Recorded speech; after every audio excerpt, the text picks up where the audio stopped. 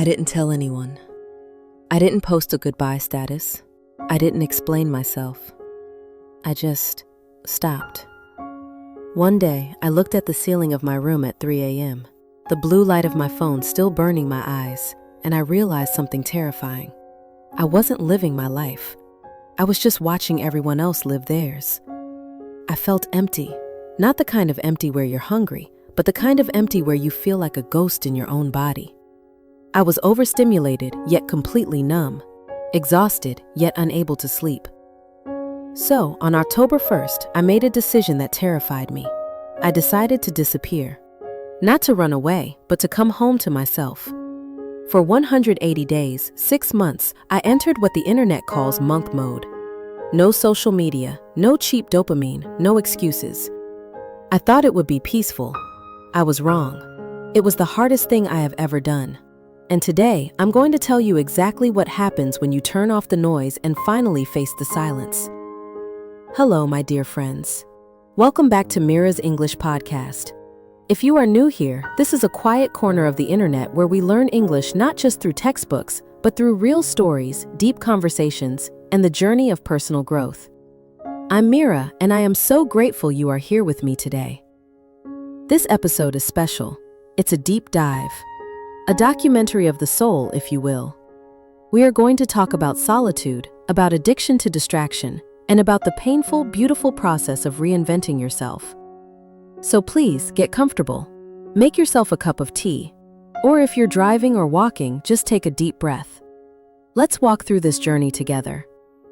Let's be honest with each other for a moment. How much time did you spend on your phone today? Don't check, just guess. 2 hours. 4 hours. 6. Before I started this experiment, my screen time was averaging 7 hours a day. 7 hours. That is almost a full-time job. And what was I doing? I was doom scrolling. Do you know this term? It's when you endlessly scroll through bad news, perfect photos of other people's lives, 15-second videos that make you laugh for a moment, but leave you feeling drained immediately after. I was feeding my brain junk food information. And the result was what I call the rot. It felt like my brain was foggy. I couldn't focus on a book for more than 10 minutes. I couldn't sit through a movie without checking my notifications. I felt anxious when my phone wasn't in my hand. But the worst part wasn't the distraction. The worst part was the comparison. I would look at Instagram and see my friends getting promoted, getting married, traveling to Europe. And even though I was happy for them, a dark, heavy feeling would settle in my chest. The voice in my head would whisper, "You are behind. You are not enough. Look at them, and look at you." I was drowning in other people's highlights, and I was losing my own reality. I realized I had become a spectator. I was sitting in the audience of life, clapping for everyone else, while my own stage was empty. I knew I couldn't just cut down or try to use it less. Addiction doesn't work that way. You don't tell an alcoholic to just drink a little bit of wine. I needed a hard reset. I needed to pull the plug. So I designed a protocol, a set of rules for the next 6 months. This wasn't about punishing myself, it was about saving myself. What is monk mode? When people hear this, they imagine moving to a temple in the mountains, shaving their heads, and meditating for 12 hours a day. That's not what I did. In the context of self-improvement, monk mode simply means a period of enhanced focus and discipline. It means cutting out the trivial to make room for the essential. I sat down with a notebook and wrote down my 3 non-negotiable rules. If you are thinking of doing this, listen closely. These rules saved me. Rule number 1, 0 social media. And I mean 0. I deleted Instagram, TikTok, Facebook, Twitter. I even logged out of YouTube on my phone. I kept messaging apps like WhatsApp only for work and immediate family. But the feed, the endless scrolling feature, was gone. I told my close friends, "I'm taking a break. If it's an emergency, call me. Otherwise, I'll see you in 6 months." Rule number 2, physical movement every single day. When you take away the dopamine from your phone, your brain panics. It needs chemicals. It needs to feel good. So I had to replace the cheap dopamine of the screen with the earned dopamine of sweat. I committed to 45 minutes of exercise daily. Walking, lifting weights, yoga, it didn't matter. I just had to move. Rule number 3, 1 hour of deep work. Deep work is a concept by the author Cal Newport. It means working on something difficult with 0 distractions. For me, it was writing. For you, it might be learning English, coding, or painting. The rule was 60 minutes of pure focus. No phone in the room, no music with lyrics, just me and the task. It sounds simple, right? Just 3 rules.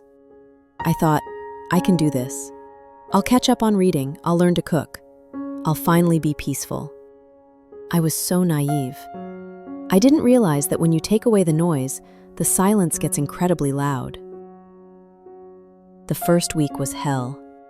There is no other word for it. It was absolute psychological torture. We don't realize how physically addicted we are to our devices until we put them away. On day 1, I woke up and reached for my phone. It wasn't there. My hand literally grabbed empty air on the nightstand. I felt a wave of panic. Not anxiety, panic. What if I missed something? What is happening in the world? Who messaged me? I got out of bed, and the silence of my apartment hit me like a wall. Usually, I would fill this silence with a podcast or the news or music. But I had promised myself to sit with the quiet. Have you ever sat in a room with absolutely nothing to do? Within 10 minutes, my brain was screaming. It was begging for stimulation. I found myself walking in circles around the kitchen. I opened the fridge 5 times, looking for food I didn't want. I sat on the sofa, stared at the wall, and felt this intense itch under my skin. This is called dopamine withdrawal. My brain was used to getting a reward every 15 seconds. Swipe up, reward. New notification, reward. Bright color, reward. Now, the supply was cut off, and my brain was throwing a tantrum like a child denied candy. By day 7, the boredom became painful. I remember sitting on my floor, crying. I wasn't sad about anything specific. I was just bored. And in our modern world, we are terrified of boredom. We treat boredom like a disease. The moment we feel even a second of boredom, waiting for the elevator, standing in line, sitting on the toilet, we pull out our phones. We have forgotten how to just be. But here is the secret I learned during that first month. Boredom is not the enemy. Boredom is the filter. Because I had nothing to distract me, my brain had to find other places to go. And where did it go? It went to the past. Old memories started flooding back, things I hadn't thought about in years. I remembered a fight I had with my mother 5 years ago. I remembered a dream I had when I was 12. I remembered mistakes I made in my last relationship. Without the noise of the internet to drown them out, my emotions finally caught up with me. I realized that for years, I had been using my phone to numb my feelings. Sad?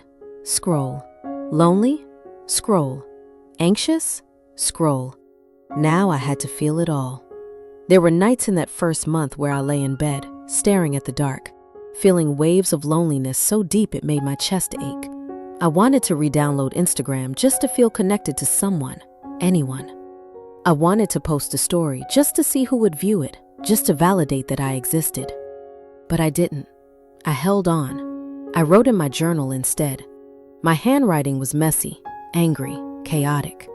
I wrote, I hate this. I feel alone. I feel like everyone has forgotten me.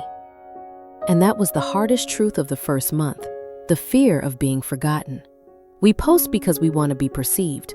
We are terrified that if we stop making noise, the world will move on without us. And guess what? The world did move on. My friends continued to have parties. The news cycle continued to spin. Trends came and went, but I wasn't part of it. I was on an island of my own making. And slowly, painfully, something started to shift around day 30. The panic started to fade. The phantom vibrations in my pocket stopped. The fog in my brain began to lift, just a tiny bit. I remember waking up on day 32. The sun was coming through the window. I didn't reach for my phone. I just watched the dust motes dancing in the sunlight. And for the first time in years, I didn't feel the need to take a picture of it. I just watched it. I was finally present. But I didn't know that the real transformation was just beginning. Because once the noise stops, you finally have to meet the person you've been avoiding all these years. Yourself. They say it takes 66 days to form a new habit. For me, the magic happened around week 8. I call this phase the shift. During the first month, I was fighting my brain. It was a war. But in the second month, the war ended and a strange peace settled in. The first thing I noticed was my attention span.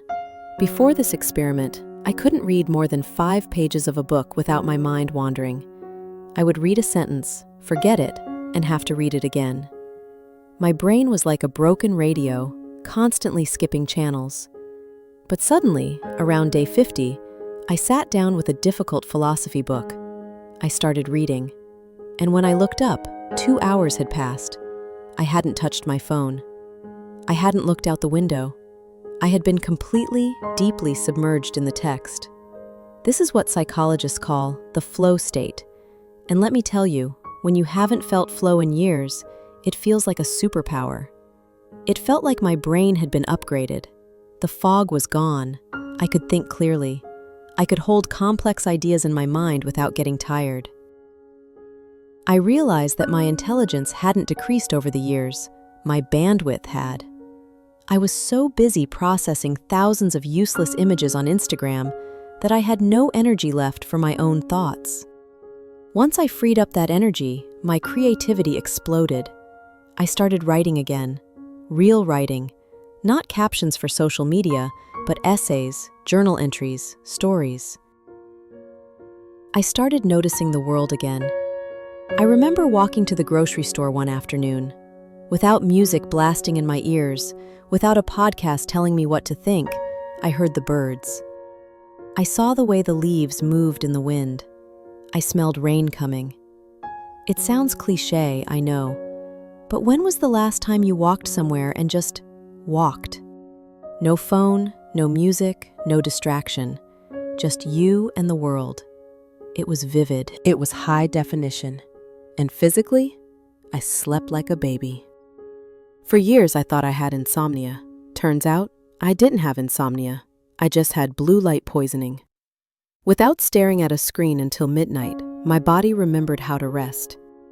I woke up with energy. My skin cleared up. My anxiety, which used to be a constant buzzing in my chest, quieted down to a whisper. I was healing. But the biggest change wasn't physical or intellectual. It was emotional. And it brings us to the most important lesson of this entire journey. The difference between being alone and being lonely. In English, we have 2 words that seem similar but are actually opposites. Loneliness and solitude.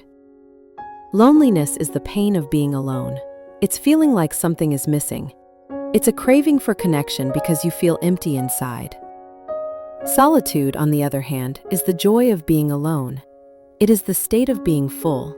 It is enjoying your own company so much that you don't need anyone else to entertain you. When I started this 6-month journey, I was lonely. I was desperate for validation. I needed likes, comments, and messages to feel like I mattered. But around month 3, I crossed the bridge into solitude. And I did something that terrified me. I started dating myself. I know, it sounds funny, but I literally took myself on dates. I went to the cinema alone. I went to a nice restaurant, ordered a full meal, and sat there without a phone, just eating and observing. At first, it was uncomfortable. I felt like everyone was looking at me, thinking, look at that sad girl eating alone. She must have no friends. But then I realized, no one cares. Everyone else was too busy looking at their phones to look at me. And then a feeling of power washed over me. I realized I could go anywhere, do anything, and I didn't need permission or company to enjoy it. I became my own best friend. When you become your own best friend, your relationships with others change completely. Before, I attracted toxic people because I was needy. I accepted bad behavior because I was afraid of losing them. I was a beggar, asking for scraps of love. But when you find solitude, you stop begging. You realize, I am happy alone. So if you want to be in my life, you have to be better than my solitude. That is a high standard. During these 6 months, I missed my friends, of course, but I didn't feel that desperate, aching need. I wrote them letters, handwritten letters. And do you know what? A letter means so much more than a double tap on a photo. My true friends waited for me. The ones who only liked me for my online persona, they faded away, and that was okay. It was a natural pruning of the garden. I learned that you cannot truly love others until you know how to be alone with yourself. Because if you can't stand your own company, why should anyone else? 6 months passed. April 1st arrived, the day I turned my social media back on. I was actually nervous. I hesitated before downloading the apps again. When I finally logged in, I expected to feel excitement. Instead, I felt overwhelmed. The noise, the colors, the sheer volume of information. It felt like walking into a crowded nightclub after spending 6 months in a quiet forest. I scrolled for 10 minutes and I saw what I had missed. And honestly, I hadn't missed anything. The same trends, the same arguments, the same carefully curated photos hiding real messy lives. But I saw it differently now. I saw it from a distance. I saw people on the street, walking like zombies, heads down, blue light reflecting on their faces, missing the beautiful sunset right above them. And I felt a deep sadness. We are trading our lives for pixels. I promised myself I would never go back to the way I was before. Now, I use social media, but I use it as a tool, not a drug. I post, but I don't scroll. I create, but I don't consume mindless content. My screen time is under 1 hour a day, and I protect my morning peace like my life depends on it, because it does. Now, you might be thinking, Mira, this sounds amazing, but I can't disappear for 6 months. I have a job, I have kids, I have responsibilities. I hear you, and you don't have to do 6 months to feel the benefits. If you are feeling burnt out, lost, or addicted to your phone, here is my challenge to you. Start with the 7-day monk mode, just 1 week. Here are the rules for your 7 days. Delete the big 3 apps from your phone: Instagram, TikTok, Facebook/Twitter. You can check them on your computer if you must, but get them off your phone. No phone in the bedroom. Buy an alarm clock. Let your bedroom be a sanctuary. 30 minutes of silence daily. No music, no podcast, just walking or sitting. Journaling. Write down what you feel, the boredom, the anger, the peace. It will be hard. Your brain will fight you. But on the other side of that boredom is the person you have been looking for. You are not broken. You are just distracted. You don't need to find yourself. You are right there, buried under layers of digital noise. You just need to be quiet enough to hear your own heartbeat again. My dear friends, disappearing for 6 months didn't make me a monk. It didn't make me perfect, but it gave me my life back. It taught me that I am enough, even when no one is watching. It taught me that peace is not something you find in an app. It is something you create in the silence. So, I have a question for you today, and I want you to answer it honestly in the comments below. What is one thing you would do if you weren't so distracted? Would you write a book? Would you learn a language? Would you just sleep? Tell me. I want to know the real you. If this video touched something in you, please share it with a friend who needs a break.